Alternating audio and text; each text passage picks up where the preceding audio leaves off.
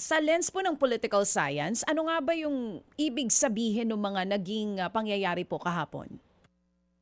Oo, ako din 'no, hanggang gabi, inaantabayanan ko kung meron pa bang mangyayari dun sa Senado. Buong araw tayong nagbabantay dun sa Kamara at saka sa, Senado. I think ang nakikita talaga natin ay, may kuwentong nabubuo na, talagang nagkakaroon ng, pagkakatahi-tahi na yung impeachment, ni, VP Sara 'no ay, nagiging batayan na noong mga posisyon o political moves ng iba't ibang mga, aktor 'no, maging sa Kamara o sa Senado. Kasi, inaantabayanan naman talaga natin noong, nakaraang araw 'no, na magkakaroon na ng boto sa plenaryo sa Kamara patungkol nga doon sa, impeachment complaint laban kay VP Sara 'no. Ang hindi natin inasahan 'no, ay yoong pagpapalit ng liderato sa Senado at ang pangamba nga natin diyan ay may kinalaman ito sa impeachment 'no, dahil, ang inaasahan natin ayon sa saligang batas dapat kapagka nakaboto na yung House of Representatives,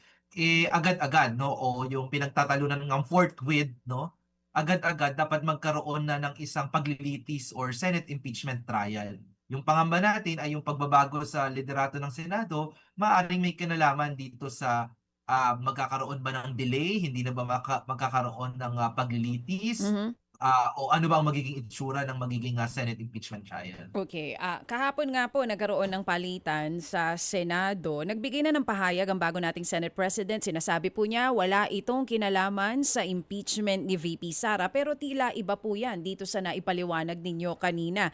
Kayo po ba, Cleve or Sir Cleve, pwede ba nating sabihin na coincidence lang naman yung palitan at baka naman talaga totoo na hindi satisfied yung members ng Senate sa liderato po ni dating Senate President Tito Soto?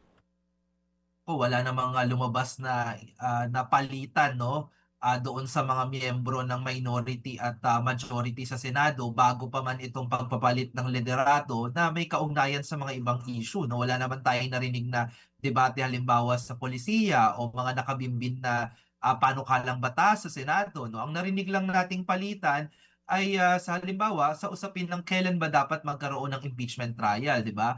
Nilinaw halimbawa ni dating Senate President Tito Soto at, ang majority leader na si, Senator Ping Lacson 'no, mga nakaraang majority, floor leader na, nilinaw nila na, sa mga para sa kanila 'no, yung, impeachment trial dapat na agad-agad na mangyari 'no. Sabi nga nila ilang araw lang matapos na matanggap nila yung articles of impeachment sa Kamara kung sakaling, makakarating sa Senado, iko-convene agad nila yung Senate Impeachment Court. So I think malinaw sa mga observers kagaya ko na may kinalaman dun sa impeachment yung naging pagpapalit ng liderato sa Senado. Mga kapatid, patuloy po kayong tumutok sa 105.9 True FM para sa totoong balita, impormasyon, music, and entertainment. Mag-subscribe sa aming YouTube channel at podcast at sundan nyo kami sa Facebook, Instagram, X at TikTok sa True Network PH. Bisitahin din po ang aming official website, truefm.ph. At panoorin din kami sa True TV Signal, Channel 19. Kami po ang 105.9 True FM. Laging true sa'yo, kapatid.